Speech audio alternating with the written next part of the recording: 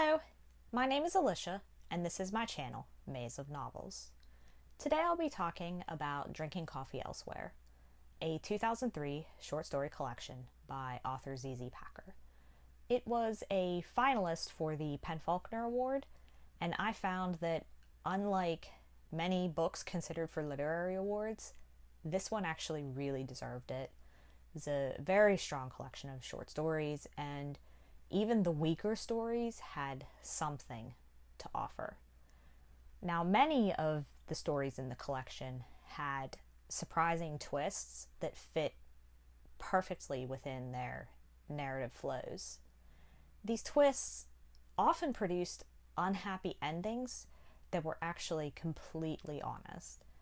And even though the characters ultimately found themselves in very grim situations, and these situations, because of their own flaws, were unlikely to improve once the story ended, there was still always a little bit of hope there.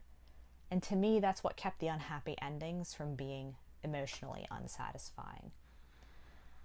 Now, I think that a great deal of the emotional impact of these stories comes from Packer's extraordinary empathy for people in terrible circumstances, even if those circumstances are partially of their own making. So, for example, I find that in real life, many people don't have much sympathy for people on government assistance. And whether they're rich or poor, they don't really seem to understand that people on welfare are scraping by, and that stupid mistake that somebody else could just fix with a little bit of cash could put the person on assistance in dire straits. So in the titular story, Drinking Coffee Elsewhere, two of the characters end up digging under couch cushions, hoping to find enough change to pay for dinner. And I think that that's just a situation that people who have not been on assistance can't actually imagine happening in their own lives. And in another example, I think that a lot of people imagine that they would be able to overcome any difficulty, even if they've actually never faced any real difficulties in their lives. And they completely dismiss the idea that a tough life can leave you just paralyzed and unable to do anything to change your situation. So in the story Geese, Packer tells us that there were two types of hunger, one in which you would do anything for food, and the other in which you could not bring yourself to complete the smallest task for it. So these stories entertain not just through their emotional impact, but also through their prose style. And Packer's word choice is perfect. She always uses the right word in the right place because it makes sense, and not because she wants to make sure that you understand that she has a word of the day calendar. So the author actually had me hooked from the first sentence of the opening story, Brownies. By our second day at Camp Crescendo, the girls in my brownie troop had decided to kick the asses of each and every girl in Brownie Troop 909. Now I ask you, who would not be eager to find out what happens in a story that opens with the promise of brownie on brownie violence?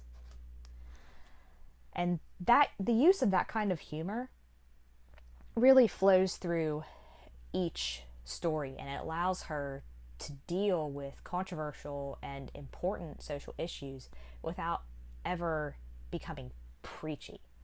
And she always keeps her sarcasm in check so that she never kind of bubbles over into just being nasty and unpleasant.